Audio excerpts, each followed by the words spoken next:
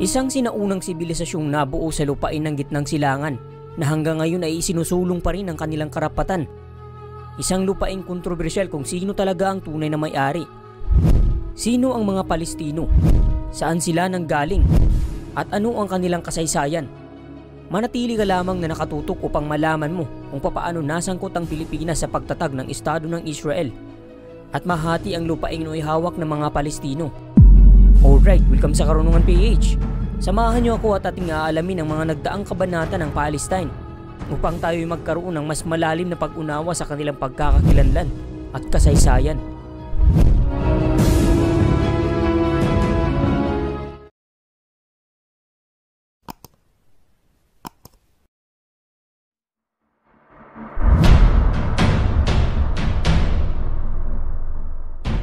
Ang mga Philistines o Filisteo ay madalas nating nababasa sa banal na aklat, partikular na sa panahon ni Haring David at Samson. Kung pamilyar ka sa kanilang kwento, yan ay mababasa sa libro ni Samuel. At ang kwento ni Samson ay mababasa sa libro ng mga hukom, kabanata 13 hanggang 16. Nakasaad doon na pinaslang ni Samson ang 1,000 Filisteo gamit lamang ang panga ng isang asno. Ang rehiyon ng Gaza ay isang makasaysayang lugar. Makailang ulit itong nabanggit sa Hebrew Bible at sa panahon nga ni Samson ay nabanggit ang Gaza sa libro ng Hukom kabanata 16, unang berso. Sinabing si Samson ay naparoon sa Gaza at nakakita roon ng isang babaeng patutot at sinipingan nito. Sa Gaza din mismo dinakip at namatay si Samson sa loob ng Diyos-Diyosan ng sinaunang Mesopotamia na si Dagon kasama ang 1,000 mga Filisteo. Nang kanyang itulak ang 2 malalaking haligi ng templo dahilan upang gumuho ito at matabunan ang lahat ng naroon. Kung matatandaan sa mga panahong ito, nakikipagbuno ang mga Israelita sa mga Filisteo dahil sa karaniwang dahilan. Ito ay ang kontrol sa teritoryo. Sa mga panahon ding ito, ang mga Filisteo ay nagpapalawak sa kanilang kontrol hanggang sa mga karatig na lugar. Kaya hindi nagtagal ay nagkaroon ng tunggalian sa pagitan ng mga Filisteo at mga Israelita.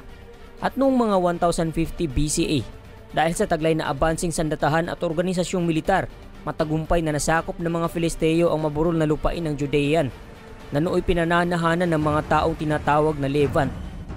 Ano ang Levant? Ang Levant ay mula sa salitang French na lever na ang ibig sabihin ay ang silangan. Ang mga tribong nakatira sa rehiyon ng Levant, sila yung mga taong tinawag na Levantine people. Ang rehiyon ng Levant ay karaniwang kinabibilangan ng bansang Israel, Jordan, Lebanon, Syria, Palestine at mga kalapit na lugar nito. Noon pa man ang mga Israelita at mga Filisteo ay talagang magkatunggali na pagdating sa kultura, tradisyon at relihiyon at lalong-lalo na sa kontrol ng lupain. Tumalon tayo sa panahon ng 625 BC, panahon ng pamamayagpag ng Imperyong Romano na saklaw ang kalakhang bahagi ng Europa, iilang bahagi ng Africa at Mediterranean region. At noong March 70 AD, nangyari ang kauna-unahang Jewish-Roman War sa panahon ng emperador na si Nero Caesar. Nakubkob ng mga Romano ang Jerusalem, winasak nila ang malaking bahagi ng lungsod, pati na ang ikalawang templo. Ito ang naging dahilan ng lubusang pagkakalat-kalat ng mga Hudyo sa iba't ibang lupalop ng daigdig. Ang iba ay nagtungo sa Europa, habang ang iba naman ay nagtungo sa Africa. Hisyo may mga kontrobersyal na sabi-sabi na hindi daw tunay na Hudyo ang mga nakatira ngayon sa Israel. Sila ay nagmula sa Europa na iniluklok din ng mga Europeo. Ang usaping ito ay madalas na pinagtatalunan hanggang sa kasalukuyan. Sino ba ang mga Philistines? Ayon sa study.com, ang mga Philistines ay nagmula sa isla ng Crete sa karagatan ng Aegean. Sila ay isang sibilisasyon na kilala bilang mga voyagers o mga manlalakbay na kalaunay lumipat sa banal na lupain noong ika-12 siglo sa panahon ng pagbagsak ng Late Bronze Age at pagsisimula ng Iron Age. Nang manirahan sila sa Canaan, nagtayo sila ng 5 lungsod-estado kabilang ang Gaza, Askelon, Asdod, Gath at Ekron. Ang Gaza, Askelon at Asdod ay umiiral pa rin at may naninirahan pa rin hanggang ngayon. Ang Gaza ay kontrolado ng Palestine, habang ang Ashkelon at Ashdod ay nasa ilalim ng kontrol ng Israel. Mga Philistines din ang kaaway ng mga Israelita sa panahon ni Haring David nang kanyang paslangin ng kampyon ng mga Filisteo na si Goliath. Ang terminong Filisteo ay ginamit ding metapora upang ilarawan ang isang tao na itinuturing na hindi edukado o kaaway ng mga sining at mga intelektual na gawain. Nang maglaon ang salitang Palestine ay lumitaw hango sa salitang Filistea. Ito ang pangalang ibinigay ng mga Griegong manunulat sa lupain ng Philistines nang masakop nila ang ilang karatig na lugar sa rehiyon noong ika-12 siglo. May kaugnayan ba ang mga Palestinians sa mga makasaysayang Filisteo? Ang pinagmulan ng mga Palestino ay komplikadong usapin kung pagbabasihan ng kasaysayan. Bagamat ang pangalang Palestines ay nagmula sa salitang Philistines, ayon sa mga historians, walang konkretong patunay na ang mga Palestino ay salinlahi ng mga Filisteo. Bagkus ang modernong pagkakakilanlan ng mga Palestino ay umusbong sa paglipas ng mga siglo mula sa mga salik ng kasaysayan, kultura at politika. Noong ika-7 siglo, napasa kamay ng mga Muslim Ottoman Empire ang Palestine sa panahon ng paglawak ng Islam mula sa pagbagsak ng Byzantine Empire. Ipinagpatuloy nila ang kalakalang pang-ekonomiya at kultura kasama na ang pag-unlad ng mga mahahalagang lungsod tulad ng Jerusalem. Napanatili nilang protektahan ang kanilang teritoryo laban sa mga mananakop sa loob ng ilang siglo. Hanggang sa paglipas ng panahon, ang kultura at wika ng mga Arabo ang naging dominante sa rehiyon. Ang populasyong Arabo ng lugar kasama ang mga katutubong mamamayan ay bumuo ng sarili nilang pagkakakilanlan na tinawag ngayon bilang mga Palestino. Sa madaling sabi, ang mga Palestino ay nagmula sa mga Arabong lahi mula sa karatig na lugar. Noong ika-11 hanggang ika-12 siglo, dumana sila ng sunod-sunod na pag-atake mula sa mga Crusaders at iba pa mga puwersa sa Europa. Ngunit nanatili pa rin ang Ottoman Empire hanggang sa ika-16 na siglo. Hawak pa rin nila ang lupain ng Palestine. Subalit matapos ang unang digmaang pandaigdig, napasa kamay ng mga British Empire ang pamamahala sa lupain ng Palestine. Dahil dito binigyan ng League of Nations ang mga Brito ng mandato na pamahalaan ang rehiyon ng Palestine. Ang League of Nations ay ang unang pandaigdigang organisasyong intergovernmental na ang pangunahing layunin ay upang mapanatili ang kapayapaan sa daigdig. Ito ay itinatag noong ika-10 ng Enero, taong 1920 ng Paris Peace Conference na siyang pagtatapos ng unang digmaang pandaigdig. Subalit pa paano magiging mapayapa kung basta-basta na lamang nilang ipamimigay ang lupain na sasakupan ng mga Muslim? Ang nangyari sa lupain kanilang hawak ay parang tinapay na hinati sa dalawang bata upang ang dalawa ay parehong mabusog. Dahil sa unti-unting pagdami ng mga Hudyong nagmula sa Europa matapos ang malawakang migrasyon, ito ang naging tensyon sa pagitan ng magkaibang lahi. Kaya noong 1947, inirekomenda ng United Nations na hatiin ang Palestine sa dalawang estado para sa mga Hudyo at para sa mga Arabong Muslim. Pero ang inaasahang magiging mapayapa ay naging ugat ng tensyon sa dalawang estado.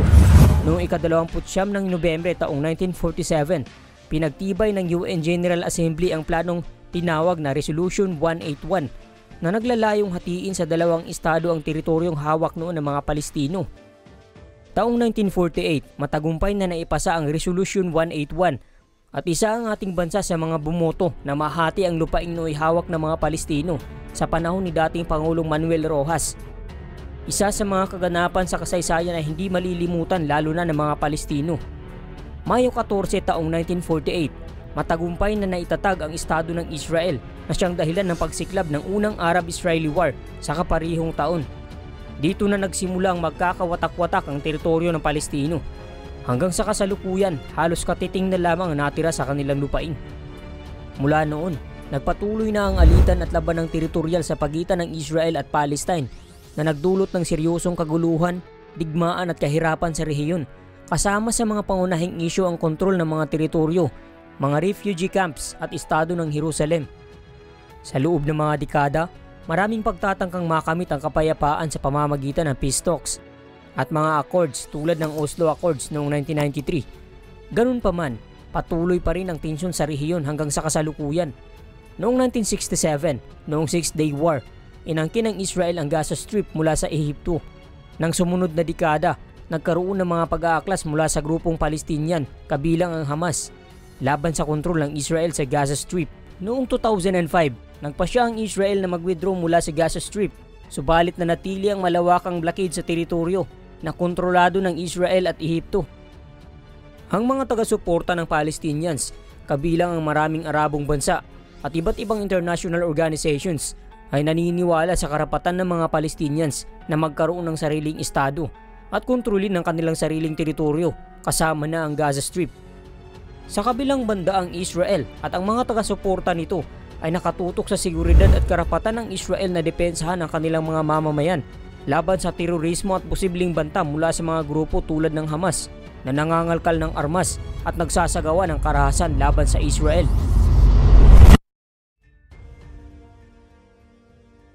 Sa kasalukuyan marami ang umaasa na magkaroon ng kapayapaan ng dalawang magkaibang estadong ito. Ngunit siguro ay hindi yan mangyayari. Marahil ang gulo ay titigil lamang pansamantala, subalit magkakaroon ulit ng tensyon sa susunod na taon. Dahil kung mapapansin ay halos 1 o 2 taon lamang ang makalipas, magkakagulo na naman. Kung tatanungin din kung sino ang tunay na may-ari ng Israel, ay hindi masasagot sa panahon ng una o ikalawang digmaang pandaigdig. Yan ay masasagot kung babalikan ang kasaysayan ng Israel sa ilalim ng pamumuno ni Haring David at Haring Solomon. Subalit sa paggulong ng panahon, nabago ang mahahalagang yugto ng kasaysayan na siyang susi sa mga katanungang gumugulo sa isipan ng bawat individual. Kaya ngayon ay hindi lubusang masolusyonan ang mga problema at sigalot. Ano man ang iyong pananaw, saang puwersa ka man papanig, walang duda na ang mga inosente ang labis na maaapektuhan sa walang katapusang kaguluhan. Ikaw, para sa iyo, sino ang tunay na may-ari ng lupain ng Israel? Mga Hudyo ba o mga Muslim?